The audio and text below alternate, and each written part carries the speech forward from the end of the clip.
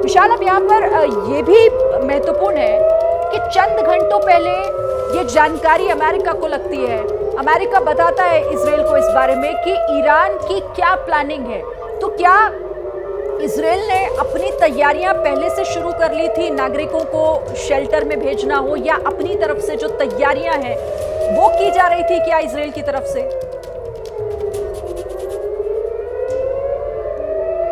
ही Israel ने अपने इलाकों में खास तैयारियां कर रखी थी, खासतौर पर अपने नागरिकों की सुरक्षा को लेकर। और यही वजह है कि इजराइल में तमाम गाइडलाइंस जारी की गई थी लोगों के लिए कि वो बंकर्स के आसपास रहें। जैसे ही सायरन बजता है वो बंकर्स में जाकर शरण ले, और इसके अलावा खुले में ना घूमने की हिदायत यहां पर दी गई थी। और उत्तरी इजराइल में तो स्कूल भी बंद करा दिए गए थे, कई ऑफिस को भी बंद कराने के निर्देश दिए गए थे। लेकिन अब ईरान ने जो अब हमला किया है, इसके बाद एक नई गाइडलाइन सामने आने की संभावना है। और इजराइल की तरफ से इस बात की पूरी तैयारी रही थी कि ईरान हमला जरूर कर सकता है, और यही वजह है कि उसने समय रहते नागरिकों को सतर्क रहने और बंकर के आसपास रहने की हिदायत दी थी। और अब तक इजराइल के ऊपर ईरान की तरफ से जो हमला किया गया है, इसमें किसी के भी जानमाल के नुकसान की खबर सामने अब तक नहीं आई है।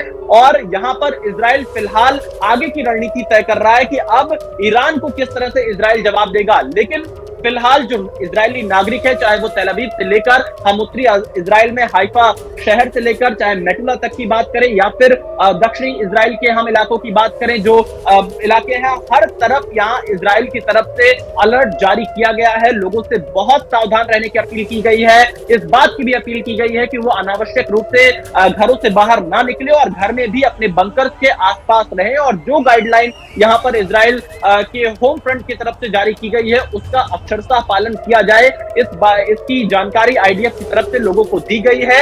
लेकिन ईरान की तरफ से यह हमला सीधे तौर पर यह बताता है कि अब इसका जो दायरा है इस पूरे तनाव का, वो बहुत ज्यादा बढ़ता हुआ आने वाले दिनों में नजर आएगा।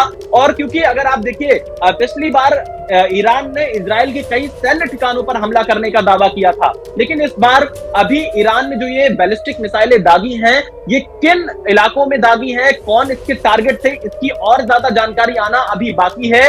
हालांकि यहाँ पर इजराइल डिफेंस फोर्स की तरफ से यह जरूर कहा गया है कि अधिकतर मिसाइल को इंटरसेप्ट कर उनको नष्ट कर दिया गया है। लेकिन क्या इस हमले से कोई नुकसान हुआ है, किन इलाकों में यह हमला ईरान की तरफ से किया गया, कहां निशाना था, इसकी जानकारी आना अभी बाकी है। पर ईरान ने एक तरह से हसन नसरुल्लाह की मौत के खिलाफ जो यहां पर इजराइल ने हमला किया था, मार गिराया था हसन नसरुल्लाह को, उसके खिलाफ यहां पर ये हमले इजराइल के ऊपर किए हैं। लेबनान से हिजबुल्लाह की तरफ से भी इजराइल के ऊपर हमले लगातार किए जा रहे हैं। और इजराइल ने आज सुबह ही दक्षिणी लेबनान के जो गांव है, वहां पर ग्राउंड ऑपरेशन शुरू कर दिए थे। तो अब देखना यह होगा कि ये लड़ाई कितनी आगे बढ़ती है, और अमेरिका का रोल सबसे महत्वपूर्ण इसमें रहने वाला है। अमेरिकी राष्ट्रपति जो बाइडेन ने थोड़ी देर पहले ही राष्ट्रीय सुरक्षा टीम के साथ बैठक कर इजराइल को ईरान के हमलों से बचाने की रणनीति पर चर्चा की है, और इसके साथ ही जो पश्चिम एशिया में अमेरिकी नागरिक हैं, उनकी सुरक्षा को लेकर भी बातचीत की है। थोड़ी देर पहले ही व्हाइट हाउस की तरफ से इस बात का अंदेशा जारी किया गया था कि ईरान बैलिस्टिक मिसाइल से इजराइल के ऊपर हमला कर सकता है, और वो आशंका सच साबित हुई है। ईरान की तरफ से यह हमला किया गया है, आईडीएफ के एक बयान में इस बात की पुष्टि हुई है। और जैसा आप कह रहे हैं विशाल कि देखिए, अमेरिका को खबर लगी और वो खबर सही साबित हुई, वो हम देख भी रहे हैं। लेकिन आप अमेरिका में एक मीटिंग भी हो रही है, जो बाइडेन बाकायदा उस मीटिंग को वो भी कर रहे हैं, उसमें बातचीत कर रहे हैं, उसमें रणनीति बनाई जा रही है। लेकिन अब इसमें दखल अमेरिका का सीधे कैसे हो सकता है? क्या कोई रणनीति बनाई जा रही है, या कैसे अमेरिका का सीधे इसमें दखल देखने को मिलेगा? अब देखिए, अमेरिका जाहिर तौर पर इजराइल के साथ हमेशा से खड़ा रहने का दावा करता है, और अमेरिका बार बार अपने पुराने बयानों में यह कहता रहा है कि इजराइल की रक्षा करना उसका कर्तव्य है, और वो इजराइल की रक्षा करेगा। और इजराइल भी काफी हद तक अमेरिका के ऊपर निर्भर रहता है पश्चिम एशिया में, क्योंकि ऐसा माना जाता है इजराइल ही एकमात्र ऐसा देश है पश्चिम एशिया में जो अमेरिका का भरोसेमंद देश कहलाता है। तो ऐसी स्थिति में अमेरिका पश्चिम एशिया में अपने सबसे भरोसेमंद देश की सुरक्षा के लिए आगे जरूर आएगा। एक्सपर्ट्स का यह मानना हमेशा से रहा है, और यही वजह है कि पिछले साल 7 अक्टूबर को जब हमास ने हमला किया था उसके बाद से मिडिल ईस्ट में अपने जंगी बेड़े को भी अमेरिका ने अलर्ट पर रख दिया था, अमेरिका ने उतार दिया था और अमेरिका बार-बार ये कहता है कि इजराइल की रक्षा वो करेगा। ईरान के खिलाफ अमेरिका हमेशा से रहा है, लेकिन अगर हम अमेरिका की भूमिका 7 अक्टूबर 2023 से आज 1 अक्टूबर 2024 तक देखें तो हमास के हमले और इजराइल के हमले के बीच अमेरिका ने कई बार कतर और मिस्र के माध्यम से मध्यस्थता का प्रयास भी किया था, लेकिन वो मध्यस्थता अब तक सफल नहीं हो पाई है क्योंकि आज भी बड़ी संख्या में बंधक हमास के कब्जे में हैं, जो इजरायली नागरिक हैं, कई विदेशी नागरिक भी हैं और इन्हीं सब के बीच में लेबनान में हिजबुल्लाह की तरफ से भी इजराइल पर हमले किए गए और जब इजराइल ने हसन नसरुल्लाह को मार गिराया तो उसके बाद अमेरिका ने यह कहा था कि हसन नसरुल्लाह को मारे जाना एक अच्छा संकेत है क्योंकि हसन नसरुल्लाह ने सैकड़ों अमेरिकियों की भी जान ली थी। यानी लेबनान में जो एयर स्ट्राइक इजराइल की तरफ से की गई थी हिजबुल्लाह के ठिकानों पर, उसका समर्थन भी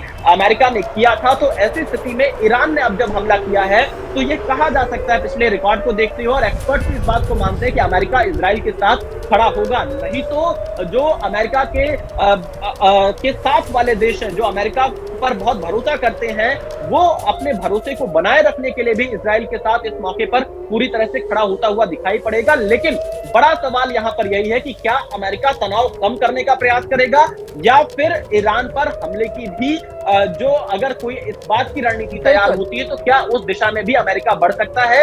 ये दो अहम सवाल हैं जिसका इंतजार अभी करना होगा। बहुत महत्वपूर्ण बात आपने कही है विशाल कि अब देखना होगा कि इसमें अमेरिका का दखल क्या होता है, इजराइल की अब आगे की रणनीति क्या होती है।